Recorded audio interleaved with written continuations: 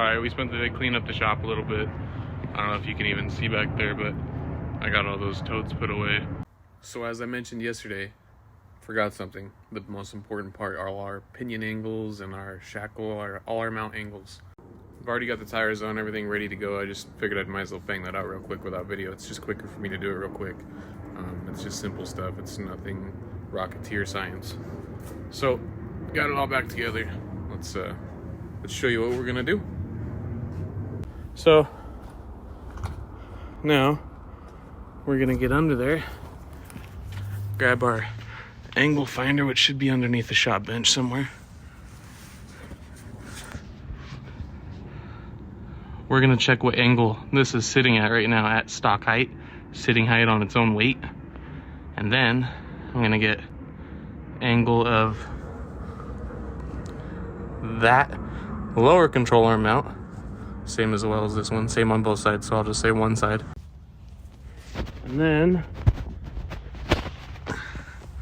the uppers.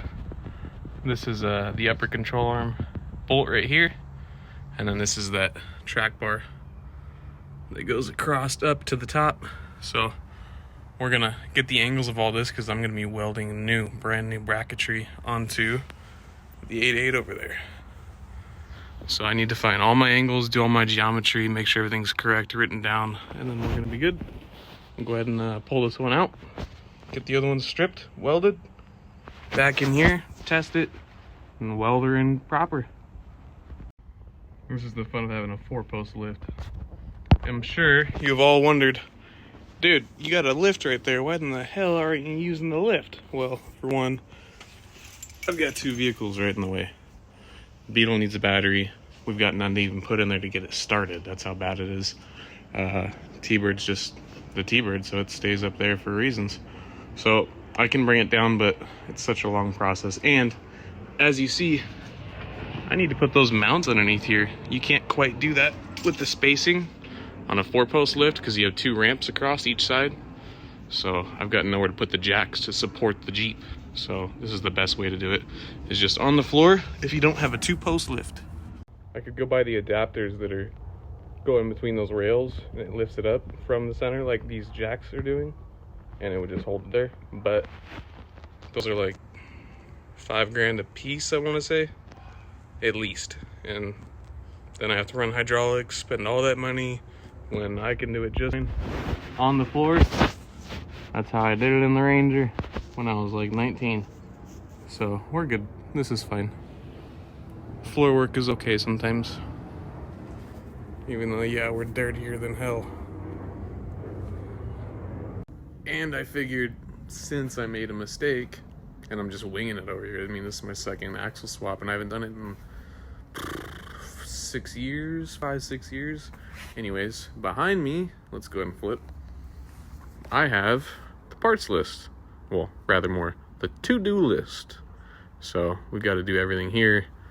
I've got a small parts list that we'll go ahead and check off everything together as a team, a YouTube team. I won't do anything on this list until we film it. So, because spoiler alert, I already ordered the drive shaft flange bolts and spark plugs. So we're gonna start, since everything's back together, find our resting and hanging pinion, control arm, and shock mount angles. So that means the pinion angle and the control arm and shock mount angles. Get everything written down, all our math figured out, written down. That way we're not making any mistakes. We're gonna go ahead and remove that whole axle now that we know what we did wrong. That's why we're writing all this down. Then, since the axle is going to be out and everything else is going to be taken apart, I'm going to go ahead and clean the undercarriage. Let's just go ahead and get all that dirt out of there. That way, every time I'm under there, I get obviously a ton of dirt and everything's falling in my eyes. It's no fun, and I don't like safety glasses because they always get scratched up. So anyways, then we're going to go ahead and figure out the ABS wire, whether or not we're going to use it or not. There's 2 of them to convert over to 1. So we're gonna figure that out. We'll go over that later. Plug the rear brake lines, that way I can figure it out later. But for now, I just want to get the axle in there, mounted, That way we can get her rolled out if we need, roll her back in and out of back in the shop without having to obviously lose brake control. And then these two I just wrote down, but these are swapped, the last two here. Last two meaning right now, there's gonna be more on this list, plenty more. But I need to check the current U-joint, make sure it's good. If not, we'll get a new one. And then we're gonna press the U-joint into the flange. If this current U-joint's good, that's what I mean by into the flange only, because that flange that we got to go for the adapter, we'll either press the good one in if it's good right now, or I'll go get a new one. We'll press it into the drive line and the flange. So in our free time, whenever that comes about, we're gonna try to do those valve stem seals, plus the new plug, since I have new set now. Like I said, spoiler alert. We're gonna get that taken care of, that way that she's running proper, no more leaky seals. I realize my magic wand's throwing up the focus. Then we're gonna, whenever we can, like I said, remove the Ranger bumper and test the OE bracket. I think that the bracket, and I'll go out here and show you, I think we might be able to get away with this bracket out here working. I'll go to the driver's side just because it's where I looked at on the video. So if you remember, on the new bumper, we've got like a flat meetup and it's got 4 little holes. So what I'm seeing is this is an L bracket, like I was saying I have to make an L bracket that comes off.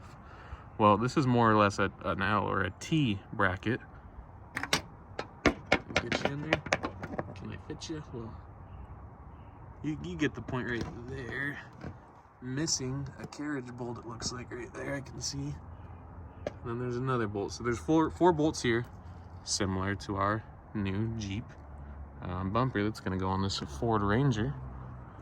So I think that we might be able to use this right here and not even have to create a system. We might have to fabricate this a little bit, maybe make some new holes, or maybe I'll have to cut this piece off and weld a new flat piece of metal on. But if that's the case, that's fine. Here's my L bracket right here, or T bracket rather. So that's gonna be killer. That'll make that bumper swap way easier on this guy. Then all we have to think about next is, do I wanna rip that front end out and put a SAS straight axle swap? Or are we gonna keep this like this so that when the SHO motor is in there, she won't be so gnarly? Then we can do some, we'll do a little bit of 2-wheel drive, drifting around and whatnot with the SHO engine once that's in there, if we get it in there, if and when. All right, that's not gonna go. Oh, that's better. Okay, this kicks off May Day, day 2. So this whole month I'll be trying to upload every day pretty much, so I'll have something for you guys to watch and stay tuned on. No pun intended, because that's what I mean by stay tuned. So we're gonna go ahead and get that old girl out here, probably either tomorrow or the next day. We'll see how I feel. I'm getting pretty tired on running myself out, but like I said, every day we'll be doing something for you guys. Let me know what you guys want to do. Like, comment, subscribe, comment what you want to see. I will go out and we'll go out and take the quad out, we'll take the truck out, go wheeling, go shooting. I'm gonna go see me go get some more gold at the gold mines. I'm gonna go explore some mine shafts, caves. What do you want to see? Let's go do it. Just drop your comments below and I'll get out there. We'll go do some cool shit together.